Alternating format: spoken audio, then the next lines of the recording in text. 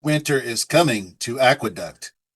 Only the clerk of scales stands between the jockeys and their quest for Remsen Stakes glory. So let's talk about some horses.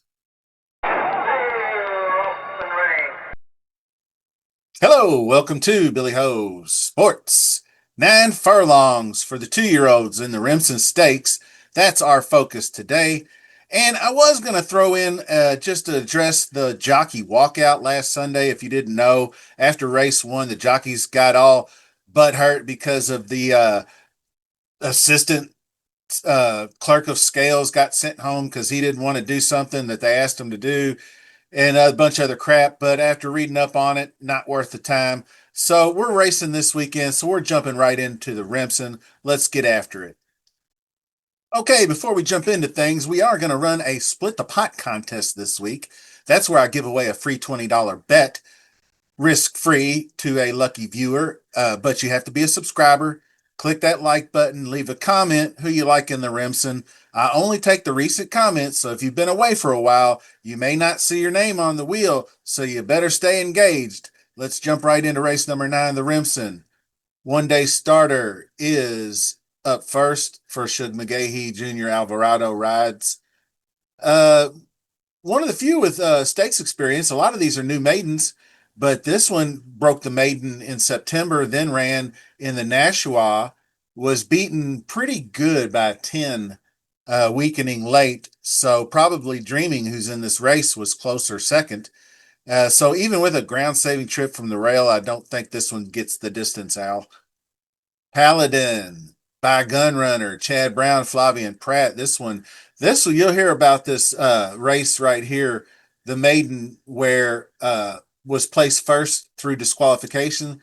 I really watched that video over and over again. I really didn't see a big foul coming late, bumped at the wire kind of thing. But anyway, both of them ran equally well, deserving of a win. So both Renegade and Paladin. Paladin seems like the one that's more, I guess, with the class. If I could speak today, Gunrunner, 250,000 to breed. Then this one sold for 1.9 million at the Fasig-Tipton auction. So you got to recognize this one as a top contender. Now I did. Very nice horse. Also sired Curlin is a very good sire here. Well bred field here, by the way. Mike Maker, Joel Rosario hookup. Ran in the grade 3 street sense coming off the maiden win and just kind of went flat down the stretch, but was pretty competitive for most of the way. And of course, Incredibolt and Universe were both in that race as well. So I think that you could build off that effort with another sharp workout coming in. So this one, I think, is going to be like a value play for like exotics. I think we'll get good odds on that one. Grittiness. This one is a Todd Pletcher Rapoli Stables. Jamie Rodriguez rides, but not very good. Still a maiden. Finished second last out, dropped to 85. Might improve with the blinkers. Is sired by Curlin, so good breeding there. Pratt was unable to get him up, so I don't think that Jamie Rodriguez is going to get there. Chambersville is another one with a downgraded jockey, going from Irad to Chris Elliott. And coming from turf to dirt too. I don't like that one either. But I will give you this: Trainer is 53% in the money, and that's a positive ROI for turf to dirt here. So not too bad. But this is the big dog. Courting. Now, looking at this horse on paper, doesn't look that strong. Yes, finished fourth in the first race and then won the Maiden Breaker's second race, but an awfully slow pace going a mile at Aqueduct, 24:47.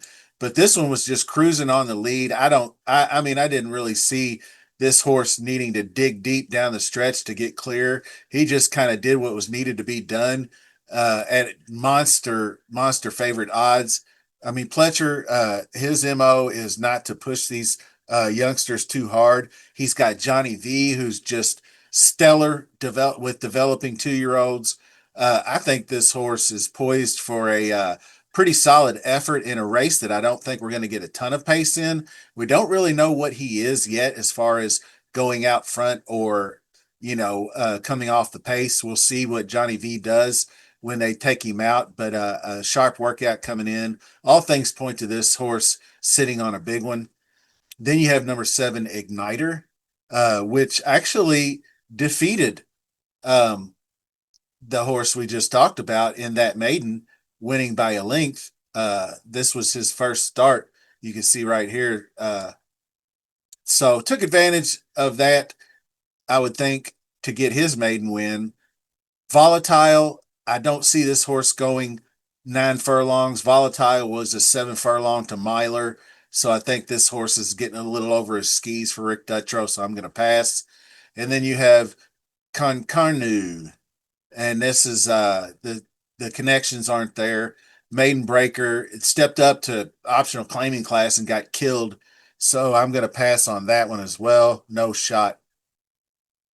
Renegade, this was the other one that battled with Paladin and actually finished first, but had to be placed second through that fishy disqualification that I saw. But both of them ran quite well. This one came from a little more off the pace for Todd Pletcher, and Irad Ortiz now takes the mount. Johnny V goes over to the courting, so this one gets Renegade. So not too bad when you can step over to Irad for your mount, and when your top jock moves to another horse. So Renegade has to be considered. Into Mischief Sire. Then you got Spices Nice by Curlin as the dam. More good breeding.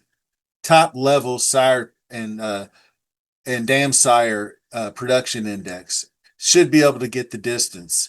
Balboa, next up, one with the most stakes experience coming from out west.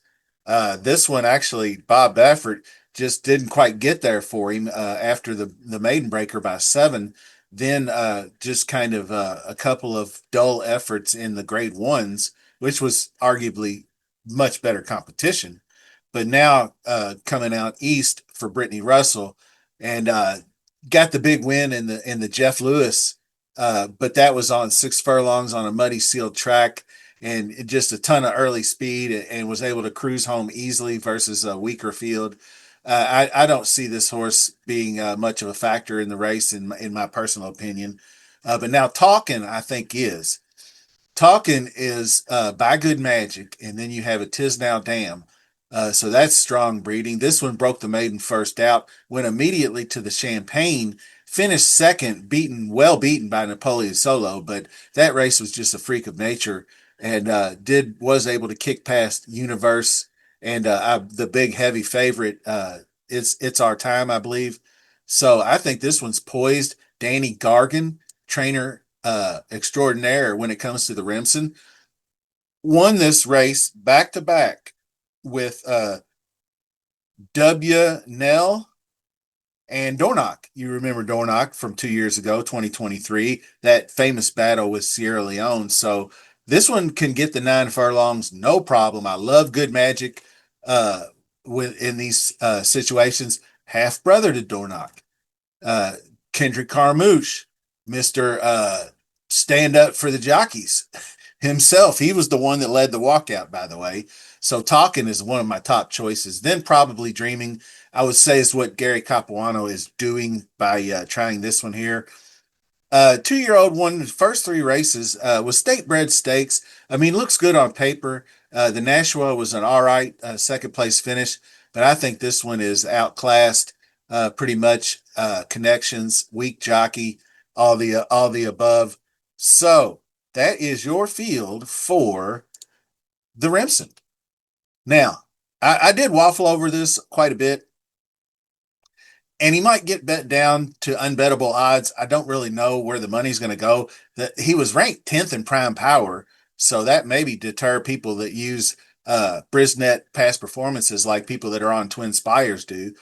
Uh, so I'm going to take number 6, Courting, for the win. I don't think he's even seen half of how good he is. So we're going to go hit for him the win. Then, of course, the 2 Paladin is probably my next choice.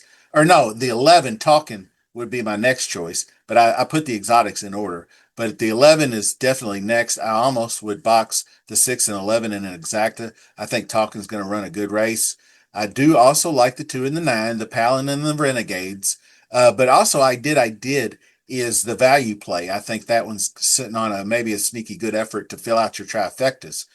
So 2, 3, 9, 11 in the exotics, and the number 3 as a value play.